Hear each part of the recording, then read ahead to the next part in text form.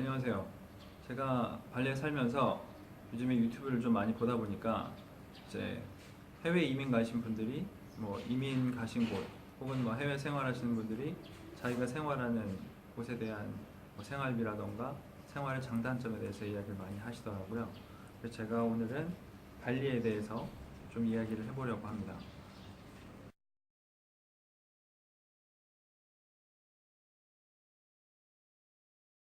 제가 발리에 산 지는 지금 이제 횟수로 5년 차고요.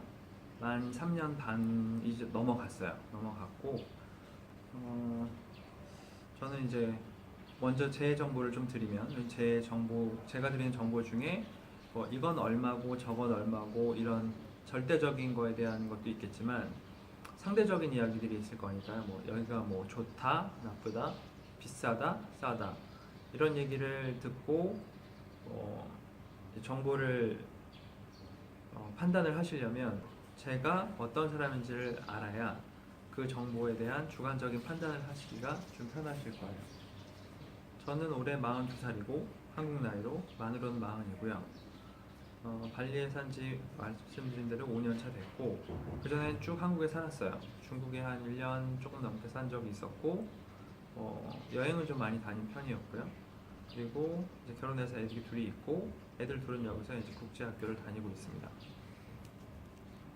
제가 발리에 나오게 된 계기는 애들 교육 때문이에요. 뭐 여기가 큰 도시, 싱가포르나 홍콩 같은 큰 도시는 아니지만 이 뭐 전체적인 인구나 혹은 섬의 사이즈 대비했을 때 국제학교가 좀 많은 편이고 뭐 아이들을 좀 한국에서 키우기 싫어서 5년 전에 2015년에 이제 한국에서 발리로 온 가족이 한꺼번에 이민을 왔어요. 연고도 없고 그냥 왔어요. 그냥 발리에 여행을 온 적은 있었지만 뭐 이민을 크게 오랫동안 생각하곤 한 건 아니고 애들이 학교 가고 나서 이제 한국에서 학교를 보내는 거에 대한 약간 회의감 그런 게 좀 있어서 이제 떠나왔어요. 떠나왔고 조금 뭐 적응의 시간을 거쳐서 지금은 이쪽에서 사업을 하면서 잘 정착해 살고 있는 상태고요. 오자마자 한 1년 정도는 학교 다니면서 언어를 배우고 그리고 애들도 학교에서 국제학교에서 살아가는 거에 대한 적응을 좀 하고 그렇게 해서 1, 2, 3년을 보내고 지금은 한 만 2년이 지나면서부터 완전히 정착한 상태고 일단 발리에 대해서 부정확한 정보가 너무 많아서 어느 정도는 정확한 정보를 제공해야겠다는 생각을 가지고 이걸 한번 유튜브를 한번 만들어 보자 해서 이제 오늘 한번 처음 해보는 겁니다. 저는 이제 예전에 블로그를 하면서 발리 이민 와서 1년차, 2년차, 3년차 때 후기를 계속 썼었어요.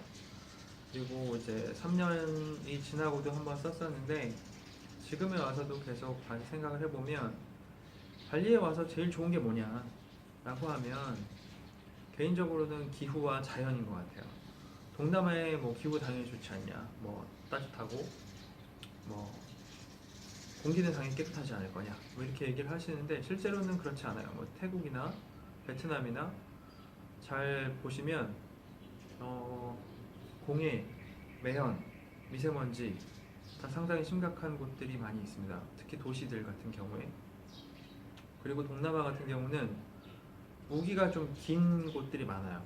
한 4개월, 5개월씩 막 미치도록 비가 오는 경우도 많은데 그런 거를 감안했을 때 발리 같은 경우는 우선 발리 자체의 그 면적 같은 걸 생각을 하면 발리는 제주도의 딱 3배 정도 됩니다. 3배 정도 되고 이 이 3배 정도 되는 땅 안에 모양은 한라산이 있는 제주도하고 되게 비슷하다고 생각하시면 돼요. 중앙에 높은 화산이 있고 발리 같은 경우 3,000m가 넘는 화산이 있습니다. 화산이 있고 그걸 둘러싸고 이제 다양한 지형을 가지고 있죠. 근데 제주도만 해도 한라산을 중심으로 동서남북이 날씨가 매일매일 이쪽 지방이 이럴 때 저쪽 지방은 저래요. 남쪽은 비가 오는데 북쪽은 좋아요. 뭐 이런 날씨들의 차이가 되게 크거든요.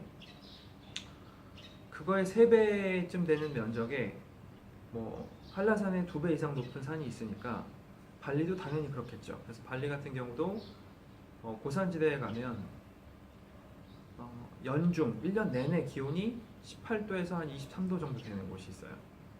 그리고 이제 제가 사는 곳이나 덴파사르나 아니면 뭐 스미냐, 뿌따 뭐 이런 지역, 짱구 이런 지역 내려오면 1년 내내 기온이 한 23, 4도에서 낮 최고 기온은 제일 더울 때 우기 때, 그러니까 한 12월, 1월에 제일 더울 때는 한 33도까지 갑니다.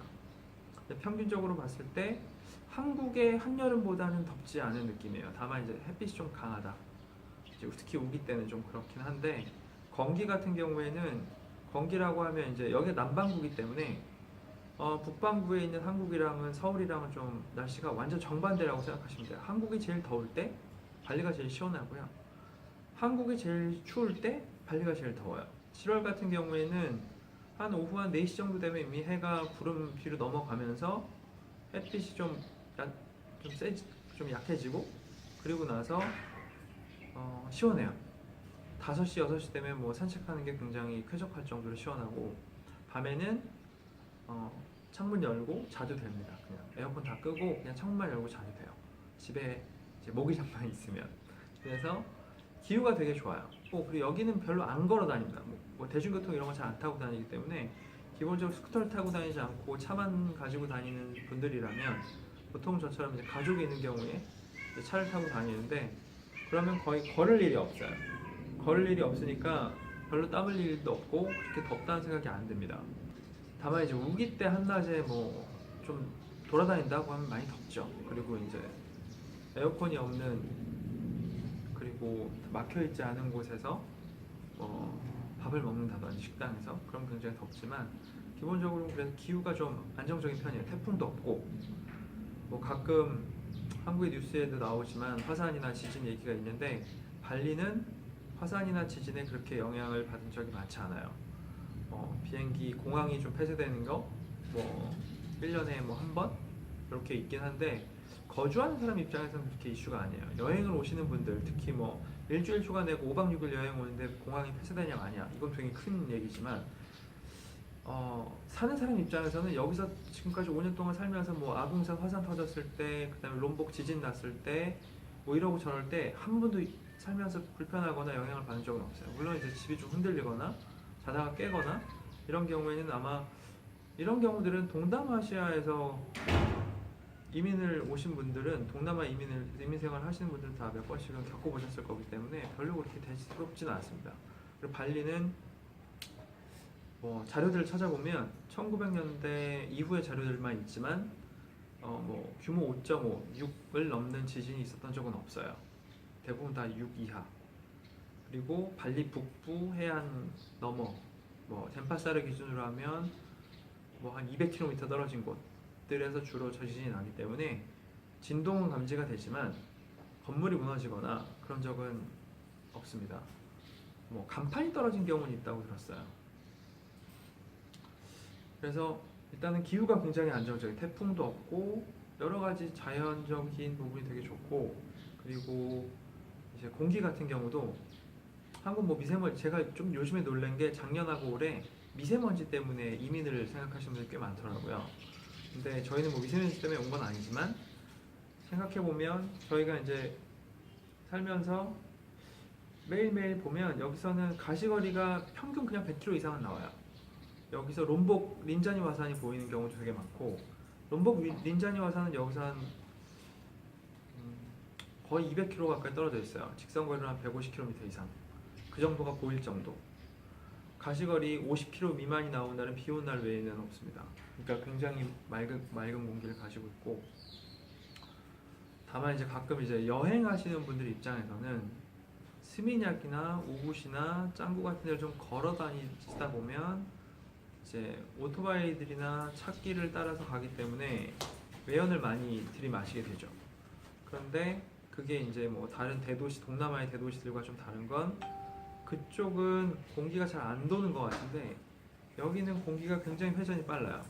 뭐 섬이라서 그런지 뭐 육풍, 해풍이 계속 부니까 바람이 굉장히 많이 불기 때문에 공기가 계속 순환이 되고 먼지들이 가라앉지 않는 거죠. 그러니까 집에도 창틀이나 이런 데 보면 검정색 먼지들이 쌓이는 경우가 없어요.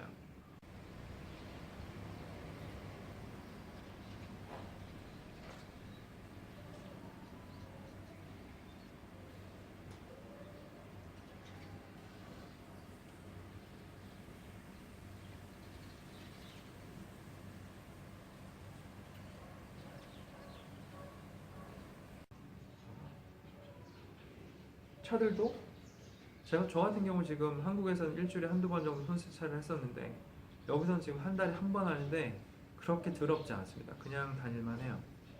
조금 먼지나 미세먼지나 아니면 이제 매연 같은 거는 스쿠터를 타고 혹은 걸어서 이 찻길을 따라다닐 때 그때는 조금 괴로울 때가 있죠. 오래된 트럭들, 오래된 자동차, 거의 20년 넘은 오토바이는 그런 매연 기준도 거의 없었을 때이기 때문에 그냥 거의 한국에서 거리를 다닐 때 대로 다닐 때보다 더 심한 것 같아요. 그런데 딱 그 부분만 지나가면, 그리고 어제 심했어도 오늘 아무렇지도 않고, 그래서 공기는 굉장히 깨끗합니다. 동남아에서 뭐 호치민이나 아니면 뭐 태국의 어디나 방콕이나 그런데 도시와 달리 자카르타, 쿠알라룸푸 이런 데와 달리 여기는 공기는 굉장히 깨끗해요. 그러니까 어지간한 비염, 아토피 이런 질환이 있으신 분들은 좀 경미한 경우는 여기 오면 다 나을 정도, 그냥 병원 안 다니고 나을 정도로 굉장히 깨끗해요. 제일 좋은 거는 개인적으로는 기후와 자연이고 좀 특별히 좋다. 개인적으로는 사람 살기 굉장히 좋고 이제 고산지대도 있고 해안가도 있고 하다 보니까 발리 안에서도 본인이 살고자 하는 곳을 고르기가 굉장히 용이해요. 네.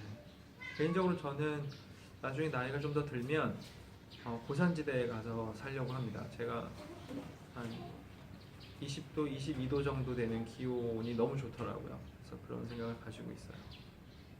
그 다음으로 좋은 거는 이제 치안